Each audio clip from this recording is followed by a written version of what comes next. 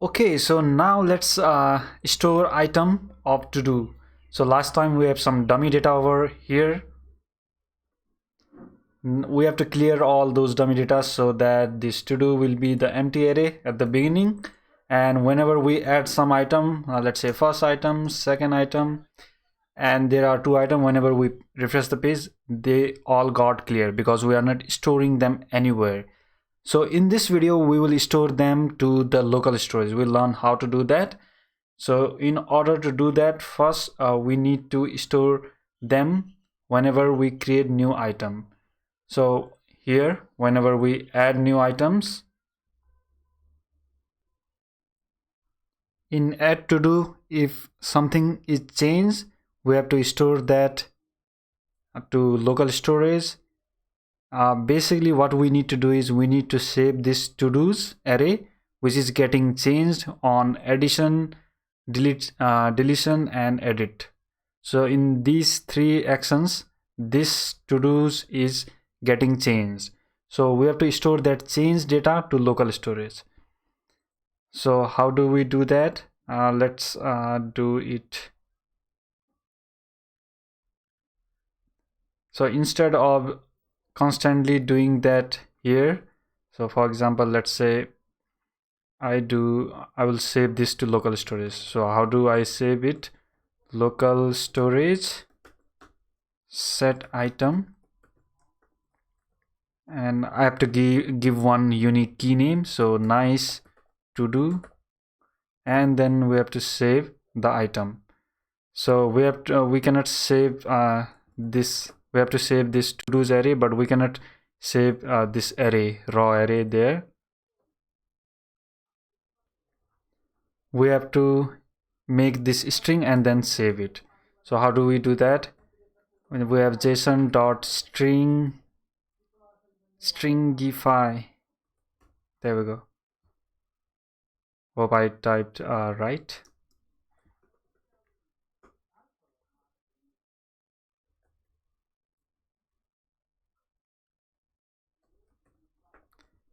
And then this dot to do's.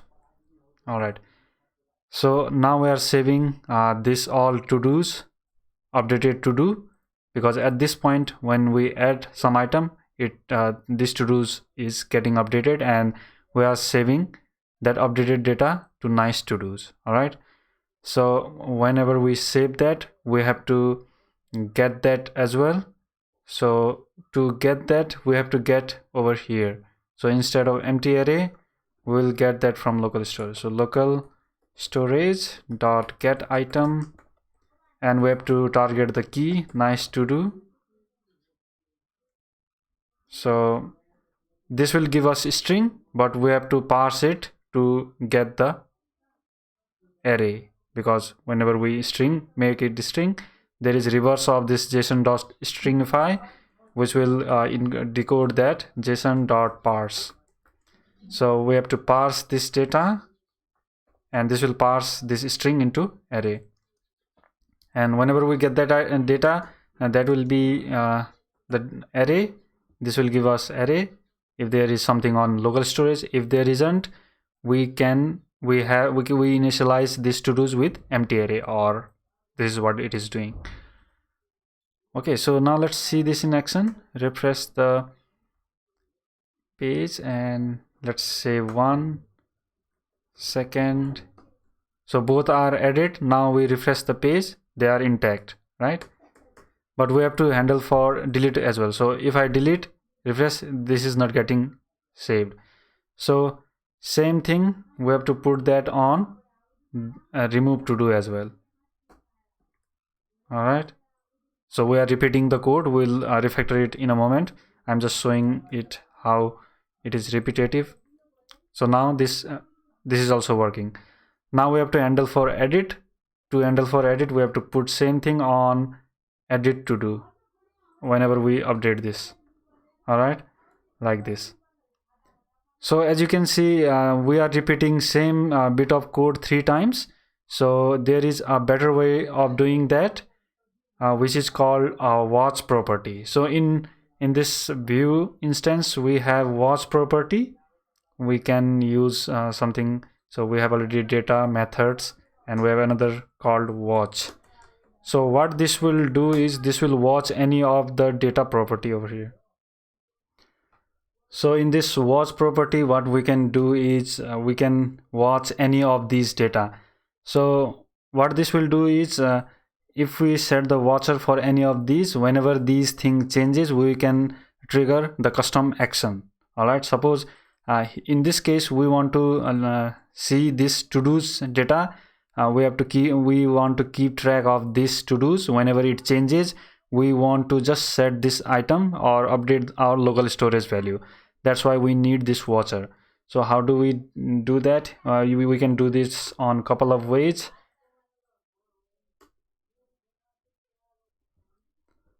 So here we want to listen for to-dos, and we can create like this. And here we can, so in this method view gives us the new value of to-dos, new to-dos. You can give any name you want. I'll just give to-dos, or you can give to-do array, whatever. So basically this will give us the latest value of to-dos. And whenever we go to now inside this function, so in this function we'll trigger whatever we want. Suppose let's say we want to first, let's alert and see to do changed. Instead of alert, let's console log because it is non-blocking. Console.log to do changed, and then we see the new value of to-dos over here.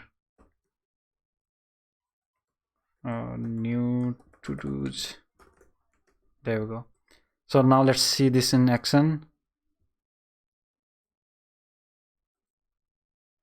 Here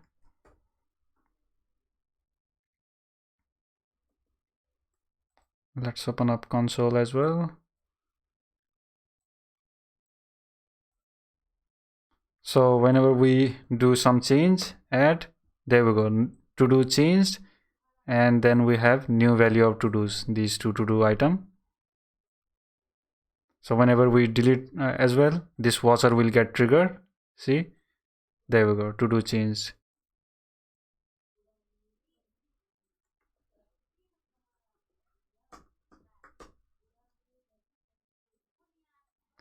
Similarly, while editing also this will get changed, but while editing it will not change because we need to add one more thing in our watcher.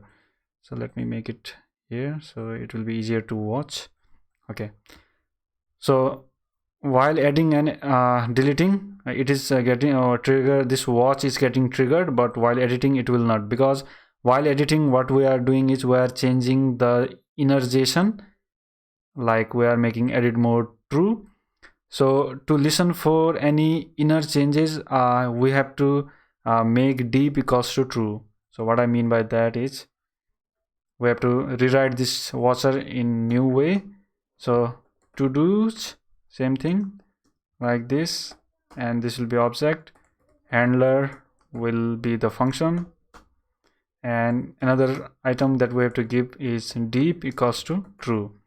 So what this will do is this will watch for any deep data. So otherwise it will only listen for any array changes, any item changes. So by making this deep true, what we are saying that watch for any object keys that are changed inside that array. So this is same thing. Let's console log. Everything else is same. New to-dos. So instead of just function, this is shortcut way if we do not have this deep option. Otherwise we have to do in this way. So let's get rid of this. Let's refresh the page. Let's add any item. To do changed is getting triggered, and let's delete it. To do change is getting triggered. Let's edit it. This is also getting triggered. There we go.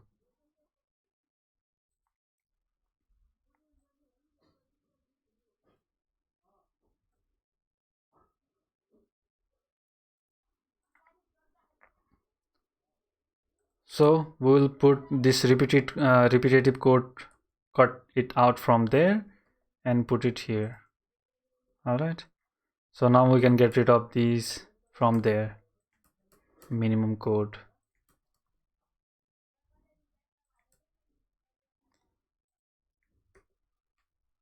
Okay, so it's better to learn this kind of syntax. You can although use shortcut syntax as well that I told you before, and now it is a lot cleaner. So another thing is this key name. So it would be better if we put the key name in one place instead of referencing them in multiple places. So what I will do is here I will create a constant called storage key and give it nice to, and instead of this we'll use this storage key constant.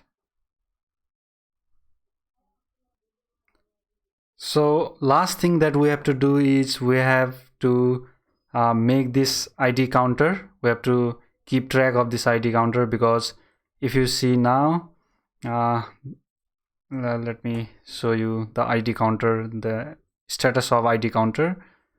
So here, let me make it. Okay, so ID counter is 0 and we have already 2 items with ID 1. So there is multiple, this ID is also getting repeated. So let me make it fresh site data, clear site data. It will clear the local storage. There we go. We start from clean. Let's add one item. 1, 2, 3. There we go. So now let's see this component. We have ID counter 3 and there is ID 1, ID 2, ID 3. Suppose let's say I deleted this item, and now let's refresh the page. So we have now 2 items, and see ID counter is 0 and 1 and 3. And suppose I add one new item, then the ID counter will be 0 plus 1. Then there will be 2 items with same ID. So this ID will not be repeated. Let's add new item. There we go. New item has been added.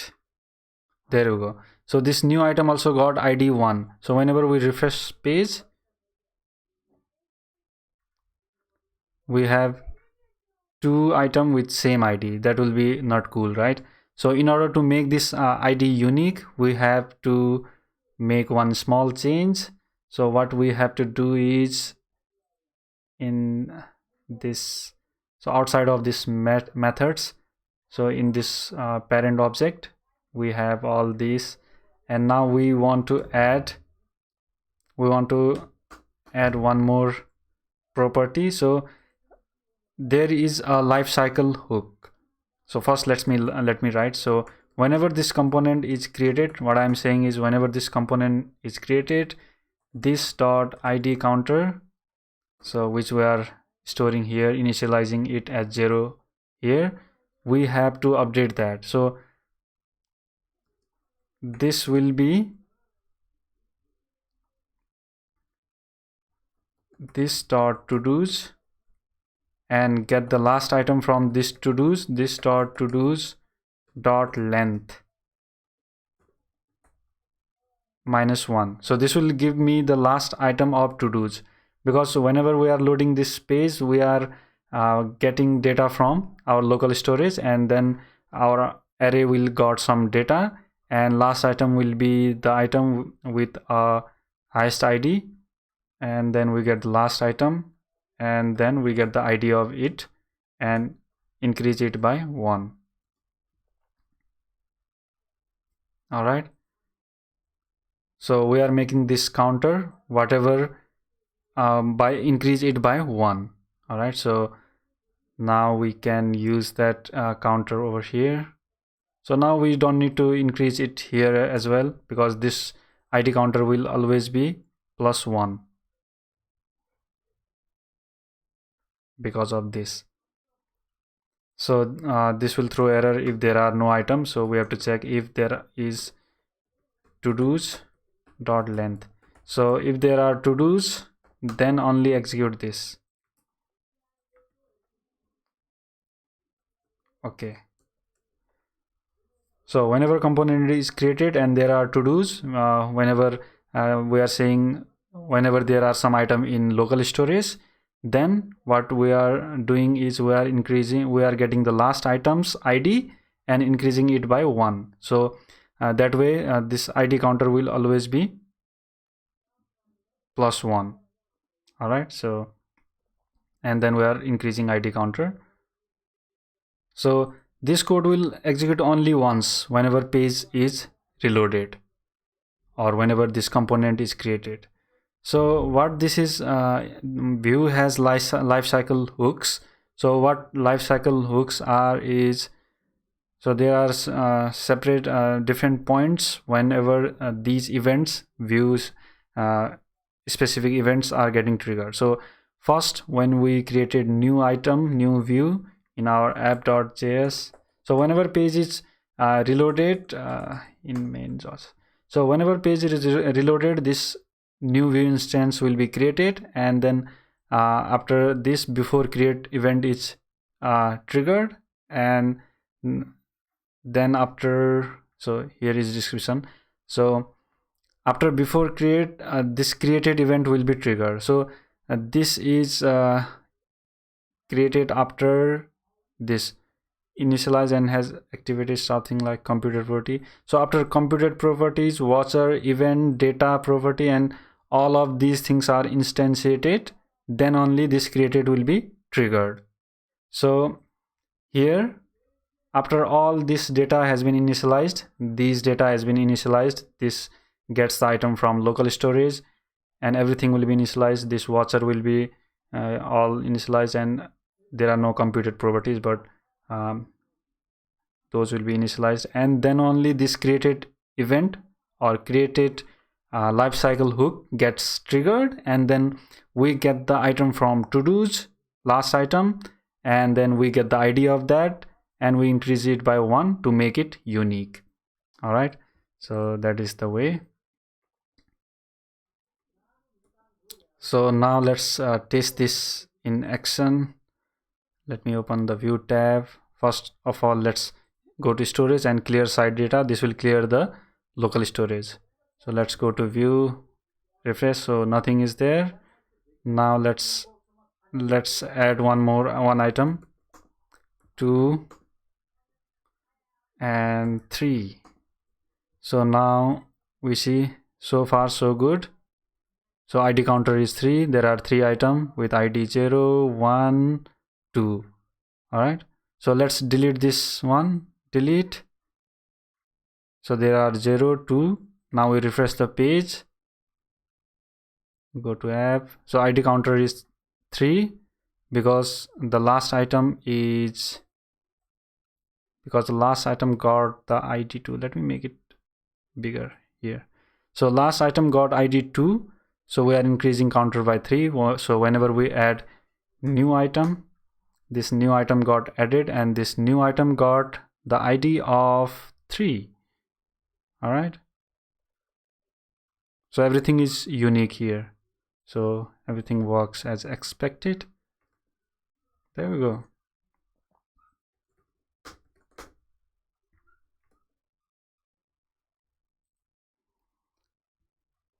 Okay, so this is our to-do app with storage.